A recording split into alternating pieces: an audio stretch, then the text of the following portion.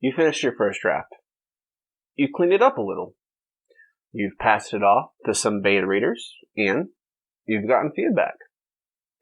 It's been a long road, but you're on the home stretch. Let's finish your book.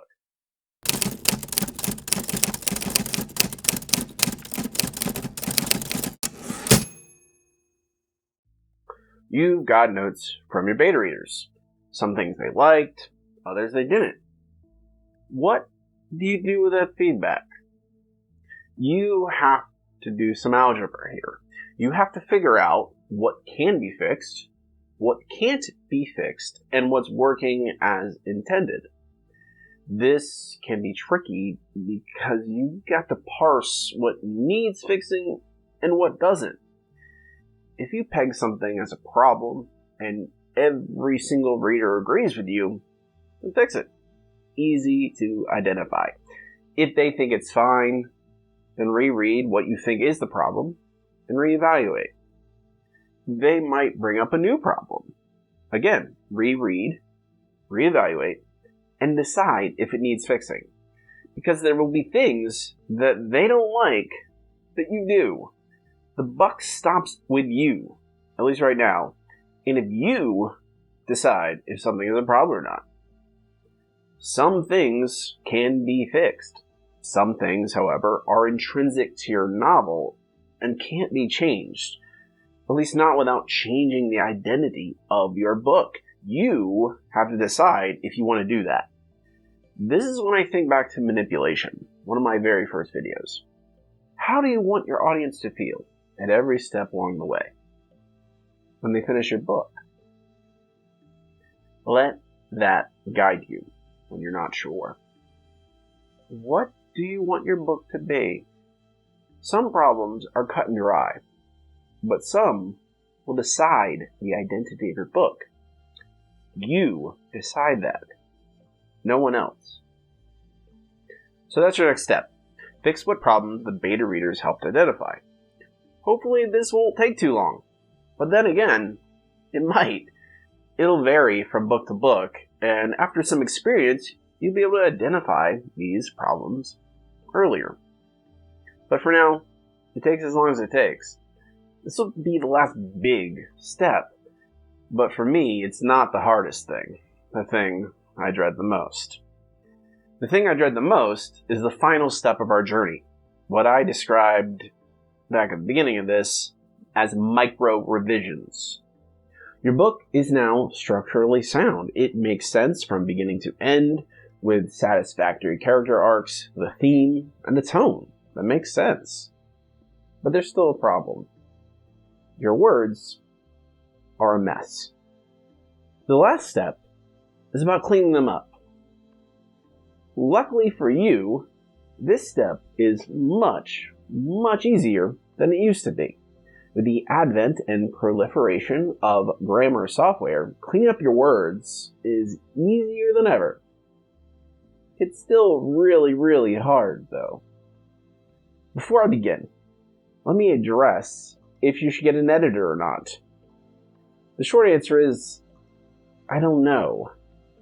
A good editor will make your book better. However, they will cost you, and cost you enough that I can't blindly recommend you getting one. It might be worth it, just to see where your blind spots are. But I'll also say, I don't think you need an editor, at least not at first. With that out of the way, I break down this last step very simply. 1, general grammar.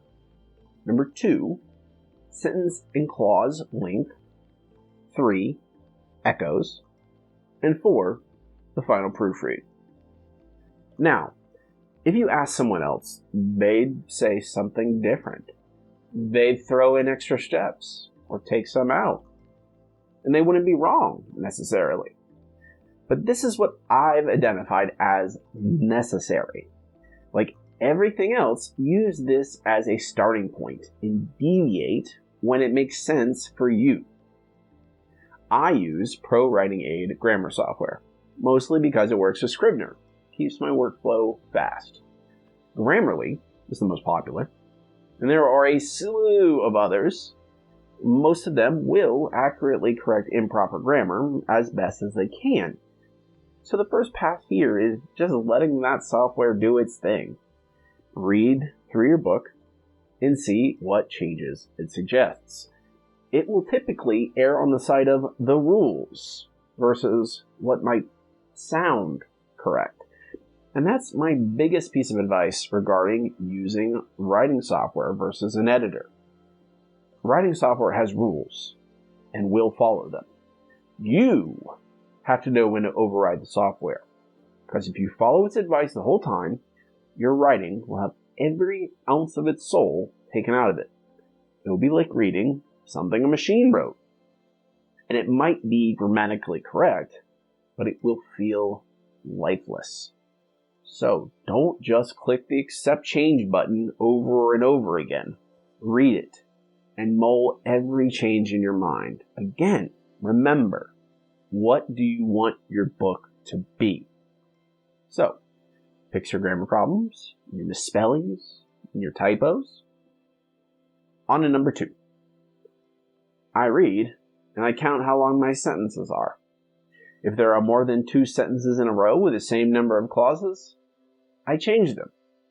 I shorten or lengthen a sentence as necessary to avoid repetition.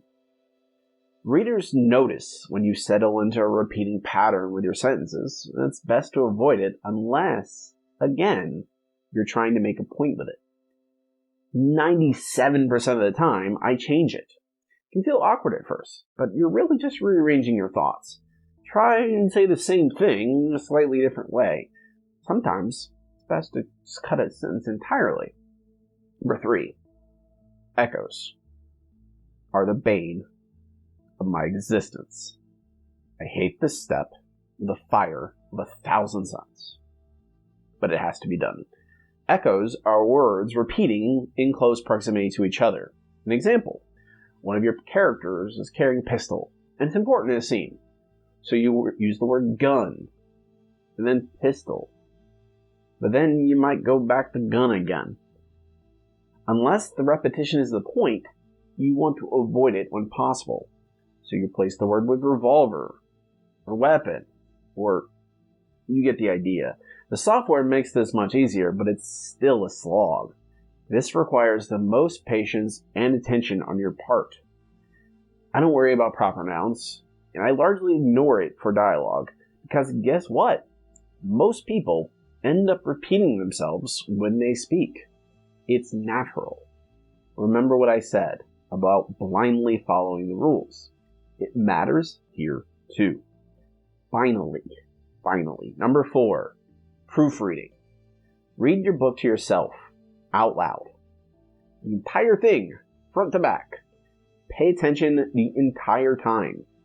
You would think that after working on this damn thing for hundreds and hundreds of hours, you would have excised all these mistakes.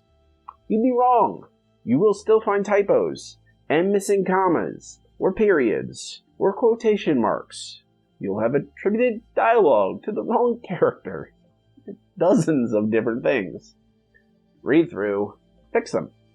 And if this is your first novel, do it twice. Now, you're done. You have a finished book.